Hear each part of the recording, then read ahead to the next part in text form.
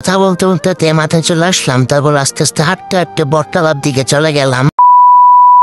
আসসালামু আলাইকুম রিয়ান, কেমন আছেন সবাই? সবাই ভালো আছেন? তো আজকের ভিডিওটা একটু গুরুত্বপূর্ণ, কেউ স্কিপ করবেন না দয়া করে। তো আমার কথাগুলো একটু মনোযোগ দিয়ে শোনেন। আজকেও বরাবরের মতন প্রতিদিনের মতন বাসা থেকে বের হয়েছিলাম ঘোরাঘুরির উদ্দেশ্যে, আর কি একটু ঘোরাঘুরি করার জন্য। কিন্তু এটা ভাবি নাই যে আমাদের সাথে এরকম বড় একটা স্ক্যাম হতে যাচ্ছে। তো ঘোরাঘুরি করতেছি মন মতন, আমরা দেখেন তো এমন একটা স্ক্যাম হবে গাইস। তো আপনাদের কি বলবো, এমন একটা স্ক্যাম আপনাদের সাথে যাতে না হয় সেজন্য এই ভিডিওটা বানানো। তো কথা বলতে বলতে মাথায় চলে আসলাম, তারপর আস্তে আস্তে হাঁটতে হাঁটতে বটতলার দিকে চলে গেলাম। তারপরে একটু বটতলায় কিছু সময় আড্ডা দিলাম, লেফট আড্ডা দিলাম। তারপরে রওনা হয়ে দিলাম তেকতলার দিকে। তেকতলা থেকে যাবো রায়খালিতে।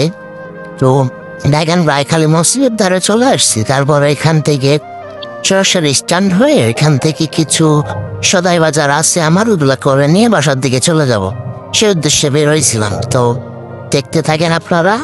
আর যে স্ক্যামটা আসলে আমার সাথে হয়েছে সেইটা এর পরের ভিডিওতে জানাবো। তো সেইটা জানার জন্য আমার চ্যানেলটা একটু সাবস্ক্রাইব করে লাইক কমেন্ট শেয়ার করে রেখে দেন।